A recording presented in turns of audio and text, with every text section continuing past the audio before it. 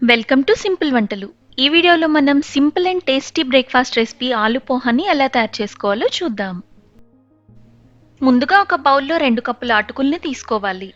ఈ అటుకులని 2 సార్లు వాటర్‌తో బాగా క్లీన్ చేసుకోవాలి.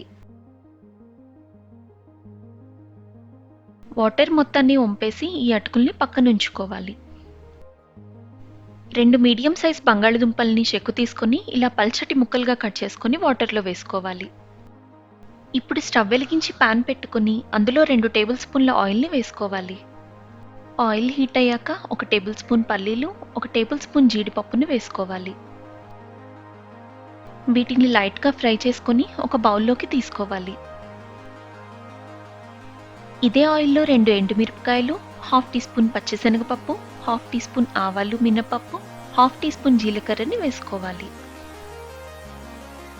ఇవి కొద్దిగా ఫ్రై అయిన తర్వాత సన్నగా కట్ చేసుకున్న 4 పచ్చిమిరపకాయ ముక్కలను, కొద్దిగా కరివేపాకును వేసి ఫ్రై చేసుకోవాలి.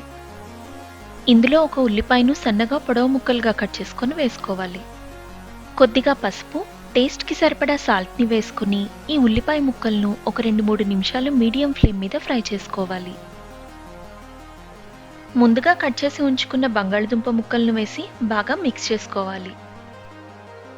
పాన్ మీద మూత పెట్టుకుని మధ్య మధ్యలో కలుపుతూ ఈ బంగాళదుంప ముక్కలను ఒక 6-7 నిమిషాలు కుక్ చేసుకోవాలి. ఈ బంగాళదుంప ముక్కలను ఒకసారి ఫ్రై చేసుకొని ఉడికాయో లేదో గరిటెతో కట్ చేసి ఇలా చెక్ చేసుకోవాలి.